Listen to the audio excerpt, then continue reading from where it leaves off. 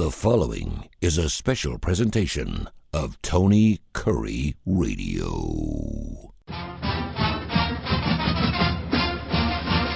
Back at you for another version of the UAB Director's Chair. I'm Tony Kurre along with Mark Ingram. You can see him on the left-hand side of the screen here on our YouTube channel, of course, wherever you get your favorite podcast, if in fact you're not watching but actually listening. And of course on TKR, you can hear this show at least 5 days a week. And if you are watching right now, you see that Mark has finally made it to the big stage. He's on stage and you're in beautiful Texas. And of course, UAB fans know exactly why you're there, but tell everyone else what you're doing down there, man. Yeah, I'm in Fort Worth, Texas, the men's and women's basketball tournament for the American Athletic Conference here in Fort Worth at a place called Dickey's Arena, which is a beautiful building, by the way. And they don't have a tenant, which is amazing to me. That meaning they don't have like a G League team or a hockey team, but they just have like a ton of rodeo type events and concerts and things. But it's a beautiful building. So for anybody that wants to come down for our tournament in the future, I hope you will. So we're in downtown Fort Worth and then headed over to the arena. The ladies, unfortunately, lost a couple of days ago, but our men's team plays tomorrow, Friday, against the winner of a game that happens later on today with Memphis and I believe Wichita. So anyhow, so we're going to rematch somebody, and it could be Memphis, who we know we've had two great games with that we split this season. So excited for the opportunity to play, man. But yeah, I found this little amphitheater outside of downtown, and I thought with all about classic rock, I thought you'd appreciate. Yeah, I finally made it to the big stage here. It makes me wish I was with you, man. I mean, I love that. Anytime we get a chance to get outside the cage and do some radio and do some podcasts is great stuff. You've obviously played in a lot of what other cities has UAB played in as far as in conference tournaments go, and how is Fort Worth different than some of the other cities you played in the past? Well, in Conference USA, the last few years, we were in Frisco, Texas, which is not from here. I mean, it's probably an hour and a half from here, and just on the other side of Dallas, frankly. And it's interesting. We played at the Dallas Cowboys practice facility. So it's a football field. It's an indoor football field with 10,000 seats.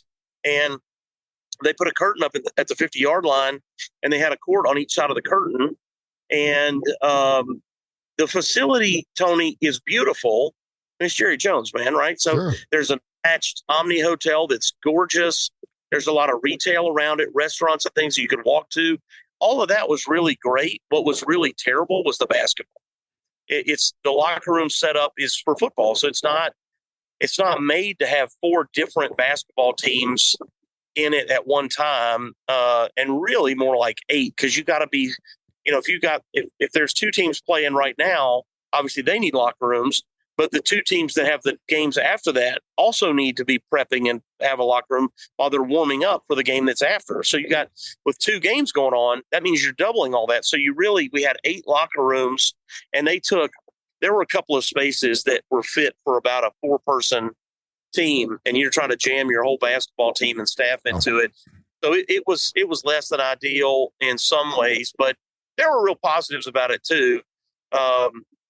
Again, the facility itself was gorgeous, and I don't think anybody minded the facility other than the teams themselves.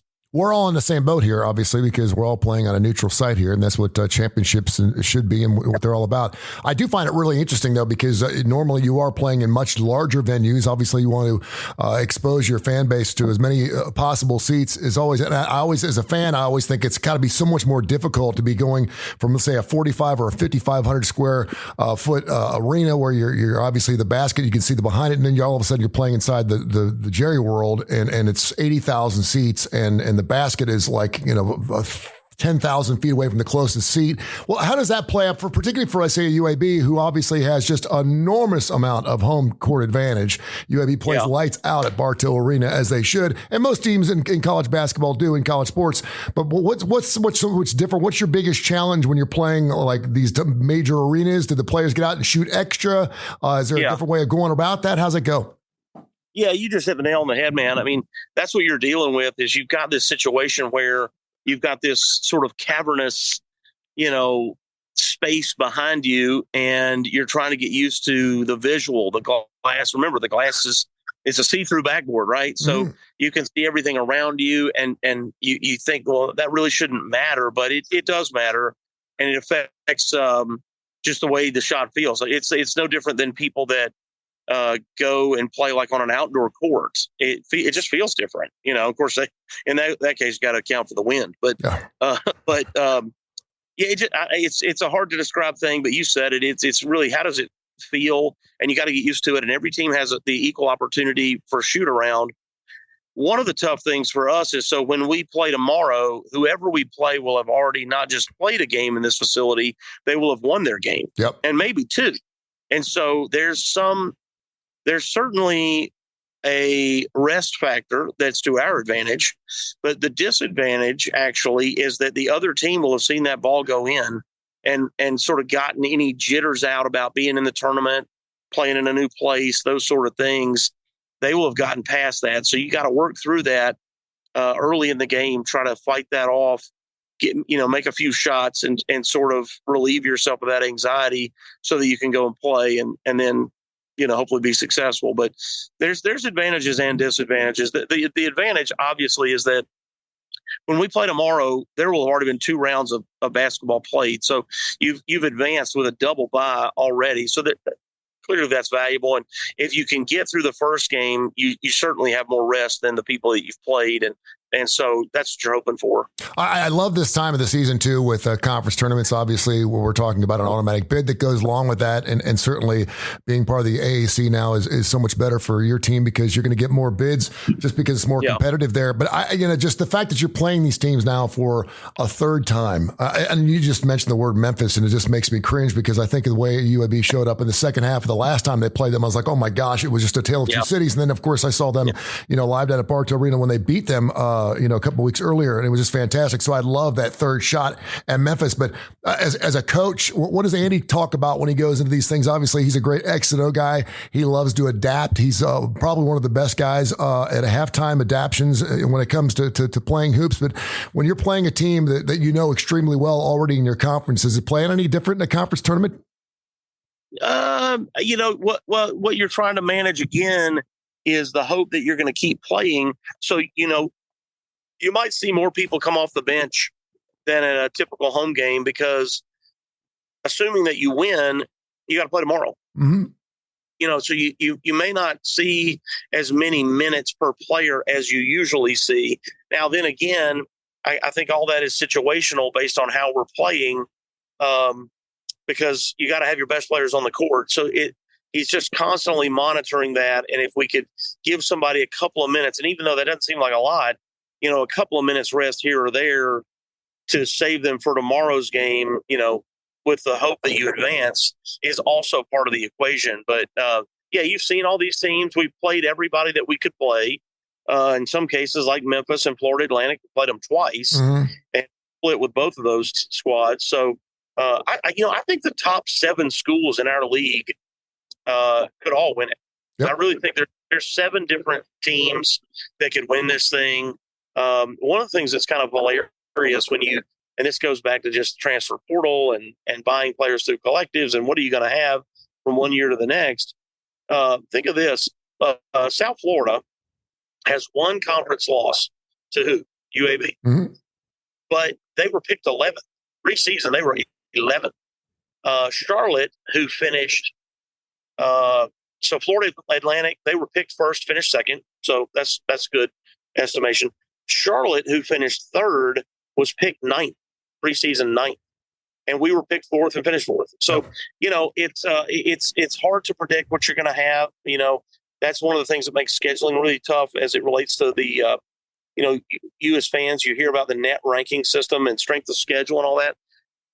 Basketball coaches schedule year to year, and they're doing it knowing kind of what the opponent should have. Oh, yeah, they're going to be good. They made it to the tournament last year, this kind of stuff, hoping to get a good game from a strength of schedule standpoint. But when they lose people in the transfer portal, they pick people up through the transfer portal, you don't fully know how they're going to be. I mean, you might say, well, they picked up Tony Kurre and he's really good. But if you don't, sort of gel well with the team around you, you might be good. But, you guys just don't, as a team, don't play great together. man, it's just hard to know what it's going to be. So I think it's made it more challenging from a scheduling standpoint to know who to schedule with and against and for future games. But again, I think our league is really tough. We're hoping to get at least 2, if not 3 teams into the tournament, NCAA tournament. And that all predicates on sort of, how this all goes over the next couple of days, how far everybody advances. 20 wins under the belt, of course, and the UAB Blazers vying for more and trying to get to the NCAA tournament. I think it's always kind of cool, too, tournament time I think is one of the best times of any college sports, period. And it's just so much fun to watch teams come and play in strange arenas and to see how they shoot. And some teams just get really high. The one thing that I've always noticed, too, and this goes for March Madness, period, man, if you don't have great guard play, you're not going to get very far in any tournament. And it just seems like out of the blue, man, this is where you really can set your sights on great guard play for anybody, and hopefully UAB will have that during the postseason. UAB Director's Chair, he is the athletic director for the UAB Blazers. Go Blazers, and check out UABblazers.com, of course, on their website for everything you need to know about the UAB Blazers and other sports, and we'll talk about that as well. It didn't take Nick Saban long at all to start talking a lot ever since he's retired from the University of Alabama. And, of course, he was up in Washington, D.C. earlier this week in Capitol Hill in front of some key senators talking about college sports as we know it. Senator Ted Cruz came out and said it about a 50-50 shot that Congress will pass some type of legislation on some antitrust protection as well as some other further regulation. Nick Saban talking about maybe the best thing would be some type of revenue sharing a situation with college players. I know that you're well steeped in this as an athletic director for one of the best schools in the nation. What were your thoughts on what he had to say about what's going on in the world of college sports? Well, I don't agree with paying athletes more than we pay them already, because what I thought Nick Saban's now, I guess, former athletic director, Greg Byrne, who's the AD at Alabama, what he said in that same hearing was really well put, which is, these congressional leaders, they got to understand really how the enterprise works and what funding football and men's basketball are funding everything else. So, they make, I've been to my daughter, Audrey, is a gymnast. And so we've been to one or two of their gymnastics meets. They make good revenue there. They make good revenue from softball and baseball. It's not like they don't generate revenue, but they do not generate a profit. And so what he said was the other sports outside of football and men's basketball lose $40 million a year. I mean, think of that. $40 million a year is what they lose. That's larger than my annual budget for the entire department. Yeah.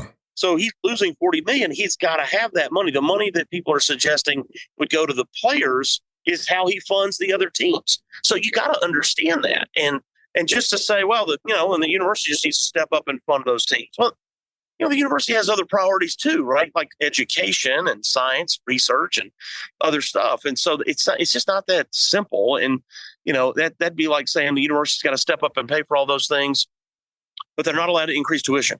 It's like, okay, math is math, man. And, 2 plus 2 is always, and you can't just all of a sudden say, yeah, but 2 plus 2 now has to be 9. Yeah, and that's what Greg is explaining, and I'm so glad that he did. But I think it's going to take somebody at a big budget school to explain that. My only regret, and I say regret, disappointment in the hearing is there wasn't really anybody from the Group of 5 level. I would have loved to gone with them to help say, like, really Alabama's in the minority here. They're not the majority. They don't speak for even though I agree with everything they said, or most everything they said. They don't represent the majority. They represent a really small grouping of schools, and they at least have that $40 million to fund those losses. Yeah. A lot of us are. I mean, we're talking to people like, "Hey, man, turn the lights off when you leave your office because we got to keep the power bill down." Sure, and that's not an exaggeration, by the way. Those are conversations we all have to have with our staffs. So like, and certainly understand. Yeah, certainly understand why you'd want to have Nick Saban up there, obviously, and say what you want. These senators, women and men alike, are egomaniacs too, and just to have Nick Saban up there probably got them thrilled off their seats. It was one of the most attended Congress hearings we've had in the last 3 or 4 years, probably because Nick Saban was there. And listen, Nick's a smart guy. I do like the idea that, listen, the cat's out of the bag. So now we got to figure out how to get some of it back in. And if you're going to do some type of, and I work in rock and roll, right? So I'll have a band come in and say, listen, when we get paid $50,000, and I'm like, okay, that means I'm going to have to sell tickets for $150 a piece. It doesn't make sense to me. And so then I'll always throw out some type of profit sharing margin. I'll go, okay, I tell you what, we'll give you 25 plus a cut at the door.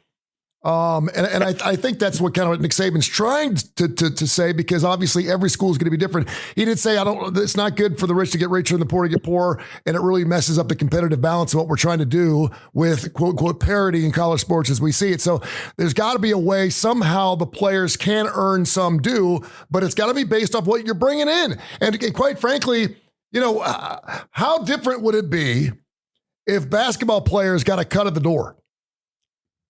You're like, listen, we had 5,500 come up last night. In order for you to make your cut of the pie, we're going to need 6,000. Does that mean getting on their social media pads? Does that mean them handing out tickets on campus? I don't know.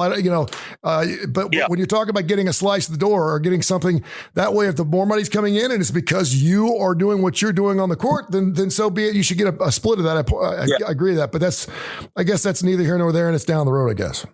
Well, I think the issue is, what I would contend is and that's the part of the conversation is they are getting that. They're getting that in their housing, their meals, their scholarship, and then their other training that people never account for. I pay for all their tutors. They're not paying for that. If you want to go exercise, you decide, Tony says, I'm going to get fit. You got to go join a gym. You got a gym membership. I'm not charging them a gym membership to work out in the best weight room in this neighborhood. And then you say, I want to be real serious. I want to get a personal trainer. I got a whole team of strength coaches that at no cost to them that I'm funding that we're paying for that. And then if they get hurt, they go to our training room and I got a whole team of people to meet every medical need. There's no copay. Yeah. If you got hurt, you got to go pay a physical therapist and bill your insurance hundreds of dollars and you got to pay a copay. There's none of that happening. So we're funding all of that stuff through the dollars that you're referring to. So when it's just that it's not going directly into their hand, the question becomes, if it goes directly into their hand, then do we start charging a copay at the training room? Do I have to start charging them for the use of the weight room? Maybe I gotta take, and what's the tax implication for them? Right now their scholarships that's not considered taxable income by the IRS. Yep. But if they start getting cash, that's going to be. So, it's not the grass isn't greener necessarily in this scenario. And if I was the IRS, if they start making that money, I'm not sure that their current scholarship wouldn't start being taxable. So I think in a lot of ways could do more harm than good, even to the wealthiest schools. Mark Ingram, he's the UAB athletic director. It's called the UAB Director's Chair. We had our good friend, of course, Trent Dilfer joins the show last week. We had Andy Kennedy coming up. We got another couple of things we're going to be doing with UAB sports here in the next couple months. We're really, really excited about. So continue to listen to TKR and wherever you get your favorite podcast. Stick with us. We do have a classic rock question here. This is a great question. Tim from Fort Payne, and he actually called me. He's a friend of mine. He said, I know you like talking classic rock with Mark Ingram. He listens to the show every single week. He wanted me to ask you what you think live classic rock will look like in 25 years.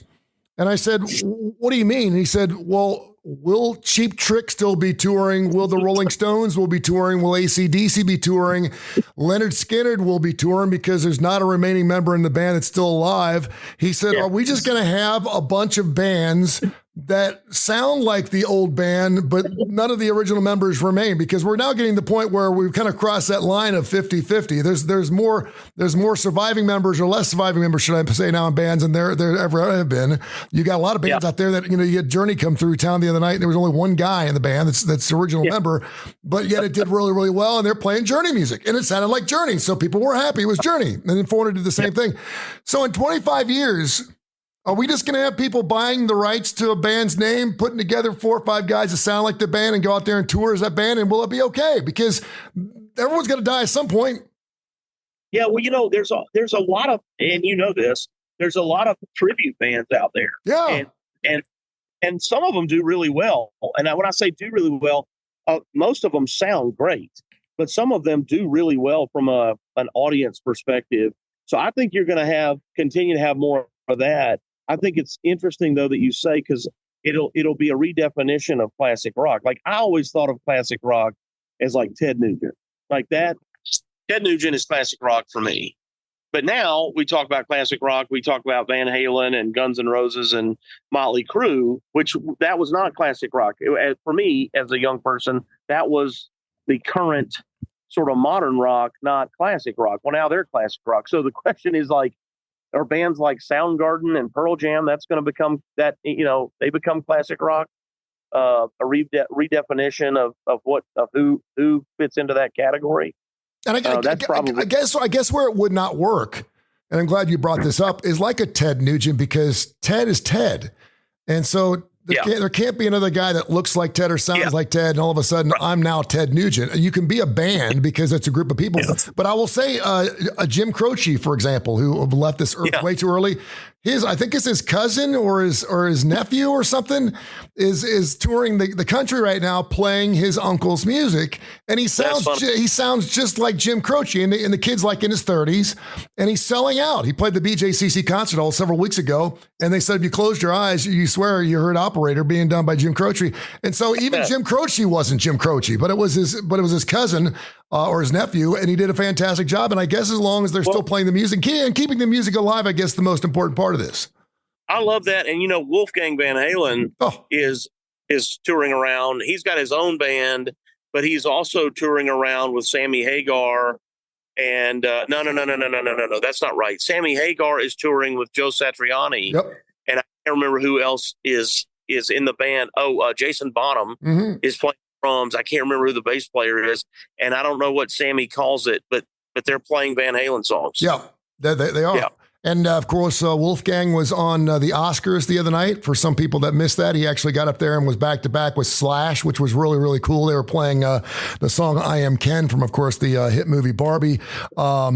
And yeah, Wolfgang, man, if you haven't gotten a chance, if you want to hear like if classic rock was still as relevant as it was, and when I say relevant, I mean, say the Who was still coming out with brand new music and people were still playing it. It just doesn't happen. It's unfortunate. Yeah. If you want to go listen to some great music like classic rock, Wolfgang Van Halen, the album he came out with a couple of years ago is probably one of my favorite albums of all time. I mean, it's fantastic. It doesn't sound anything like his dad, but it's fantastic. It's really good. It's really good. It's really good. Yeah, great stuff. All right, brother. Fort Worth, Texas. Go down there and get us a winner chicken dinner, man. Come home with a championship, will you?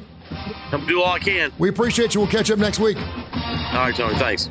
This has been a special presentation of Tony Curry Radio.